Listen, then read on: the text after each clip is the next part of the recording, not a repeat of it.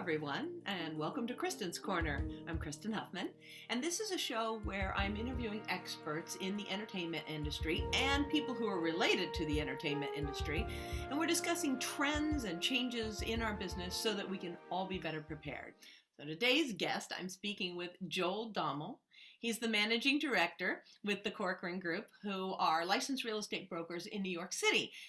The reason I know him is because he graduated from the Hart School with a BFA in musical theater 2012, and you guessed it, he was one of my singers. He was in my vocal studio. He was a finalist in NIMS's Next Broadway Sensation, as well as New Paradigm Theater Company's So You Want to Be a Broadway Star, so you know he's talented. He performed briefly in regional productions before entering real estate industry in 2013. So during his 7 years of selling luxury homes, y'all, Joel was one of the top 100 sales teams in the country, and now he's the managing director of Midtown Manhattan's office at one of New York's largest real estate firms. So, Joel, welcome. Thank you so much. Thank you for having me.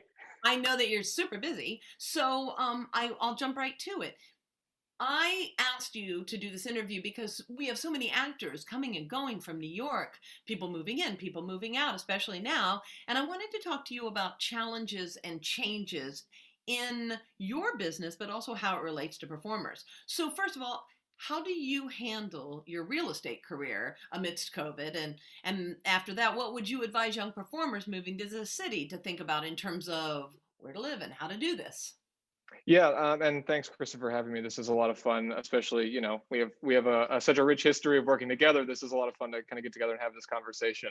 But yeah, kind of looking at how I handle changes in this industry. It's a funny thing because I think real estate, like the performing world, it's constantly changing. So the most important thing is to keep learning and growing with it.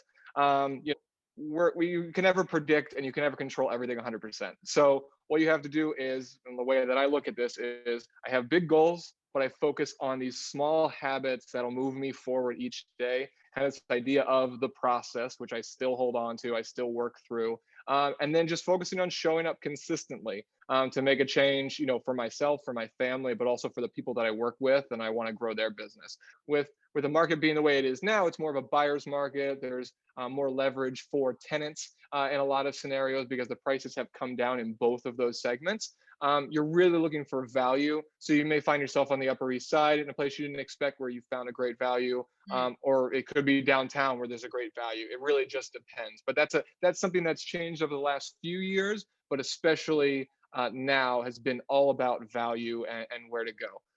I hear a lot of young performers who are getting ready to graduate from college saying, I'm excited to go to New York because I think, or come back to New York, like some people have left and come back, because I think I'm Yeah. going to get a great deal on my rent. And that's kind of what you're saying, isn't it? Yeah, there are deals to be had. It's funny because everyone's like, "Oh, I'm going to walk in, I'm going to get 20% off on whatever it is." That's not really how it works. So let me slow you down a little bit. But over the last few years, prices have come down because just historically looking back, we had like a 10-year seller run, seller's market, so to speak, where just prices just kept going up. At about 15, 16, it reached its peak and then started to come down a little bit. So you went to New York, you were thinking, oh, I'm going to be a performer, and then you Yep. started to step into real estate. First, how did that happen? And then what kind of qualities, we educators know exactly what you can gain from an arts background. Like I know, Mhm. but can you talk to us about what made what you had learned at the Hart School, what made that right for what you're doing now? Yeah, for sure. And honestly, I always tell people the best training I had was Was really from my training. acting career. Well, yes, you naturally, of course. And that goes without saying. But what I would say is this: is that no, my best training for my career was the listening and responding, the dealing in like the improv information, right? The improv classes. But that listening and responding, being conscious of, the person on the other side of the table, so to speak, has made the biggest difference in terms of working with people and being successful in this career. Is there anything when you were at college that you would have done differently in terms of, oh, I wish I had taken that class as well as the arts class? Anything that would Yeah, have added? business. I Ah, would have taken business courses. I would have taken financial courses. Those are things, for better or for worse, I had to learn on the fly. I feel like if I would have focused more on acting as a business, I loved the craft, but I didn't think of it like a business. It's funny because you've always preached that, but you don't really you don't really grasp it or put it to practice until you feel it, right? Yeah. And that's the hard thing is I really wish I would have done that sooner. I always say this, like, talent, although valuable, is overrated.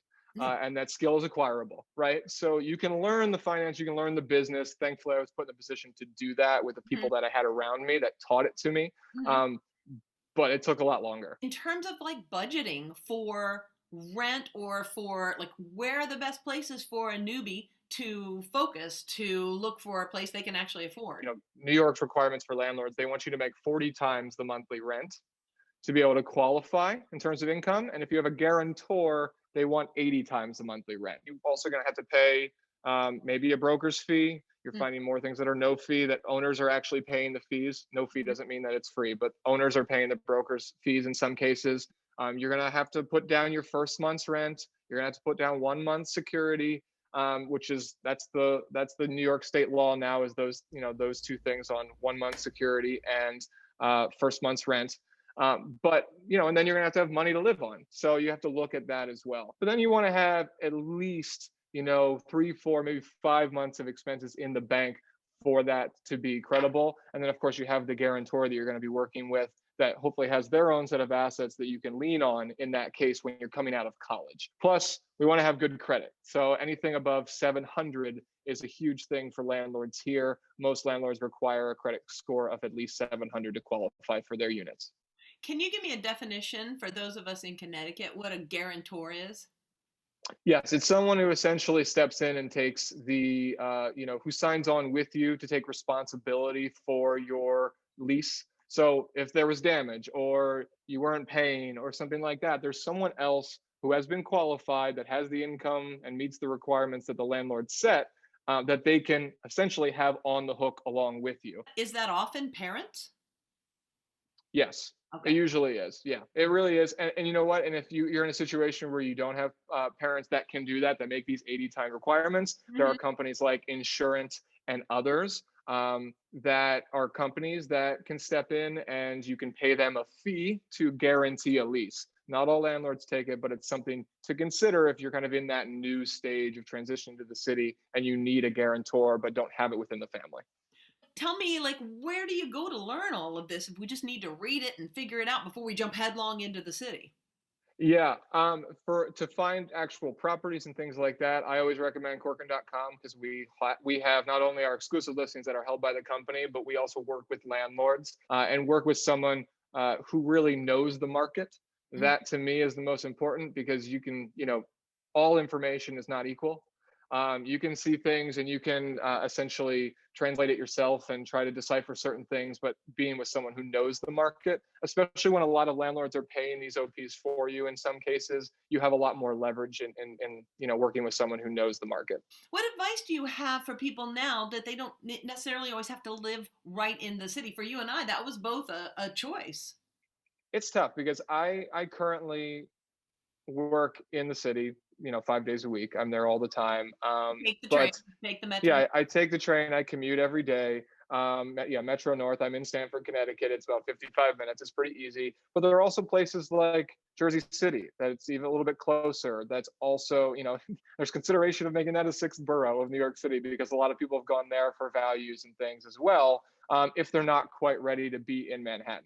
So I think those are good options. They allow short commutes. For us, I would say that in Stamford, we're renting a 2 bedroom apartment, 1,400 square feet for the same price we were paying for something downtown, at 800 square feet, 1 bedroom, right? So that made sense for us to go, hey, let's, Mhm. what did we need during the time of COVID for our mental health Yep. and, for our ability then to thrive. And we love Manhattan. We will go back, Mhm. but we just needed space and what we thought of as freedom, the ability to go some places, having fresh air, not being surrounded by so many people. That's already changing because people are coming back to the city every day, and we're seeing the market reflect that, where we're seeing activity up and all of that. All good signs for the city. So big ideas for 2021. What are your goals? Every year it's kind of the same thing. I always think out, where do I want to be in 5 years?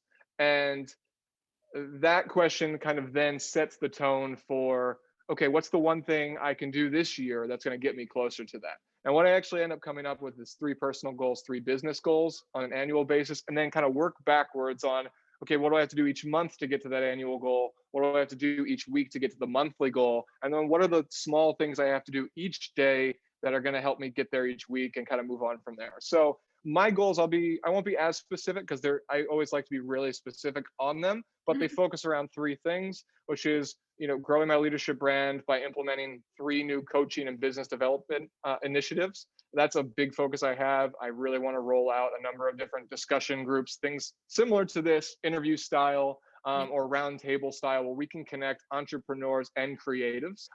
Number 2 really is, I want to connect with more people, not just meeting more people, but connecting more deeply with them. And really just, that's more of a personal thing to, it helps business too, but to just kind of grow as a person. How do we be a triple threat in business? How do we be a triple threat in life, so to speak? Had to use the play on words.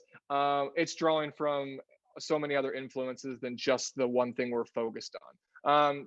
And so number 3 then really is to create more content. I, especially this year, have kind of connected my acting career and my business career together better than I ever have, I think, because I was reading a Seth Godin book that I probably should have read when you recommended it like 10 years ago. Well, This Is Marketing changed the way that I talk with consumers, the understanding of how marketing works, how an idea spreads. But then a new book that just came out that Seth Godin wrote was called The Practice, talks about the art of creating and shipping creative work, right? And what we do every day, whether we're in acting or whether in real estate, or in so many ways. And we're talking about the art, that art is really the ability to create change, right? The generous act of creating change. So how can I do more of that where I'm at?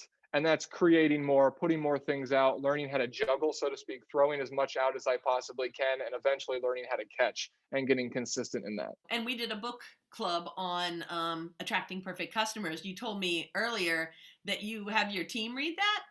It reframes the mindset of sales and connecting with people, right? And how do you attract, how do you really, again, start this idea of connecting with others? That's what I always liked about you. Even when you were at the university, you weren't just one of those me people. You were always, even then, people looked to you as a leader, but you also worked in groups, in tandems, in teams already before you left the university, So you were going to be a leader no matter what, if you stayed in performing or if you went into, obviously you're just soaring with what you're doing now. So that's great. Fabulous. Yeah, I appreciate that. And the big thing for me was, I think all leaders should also be following someone else. So it's this idea of, if you're following a leader who isn't following someone else, then be careful. Something I always tell people when they come out of the business is, or into the real world, the professional world, is find a mentor. For me, it started with Tony Robbins, and then merged to Seth Godin, and then it became a Simon Sinek thing. Talking about organizations and leadership's role in creating this environment where people can thrive. And that's what this show is all about. We want to be mentors for the people who are watching this. So you already are, and people can find you on, is it Corcoran.com? Correct. Yes, Corcoran.com. You can Google my name. I'm sure I'll pop up. But yeah, Corcoran.com is where you can find me for sure. That's great. And we want you to be better prepared for this industry before you step out of your own little corner. So I hope that you'll tune in next time for more trends and tips and awesome mentoring from Kristin's Corner.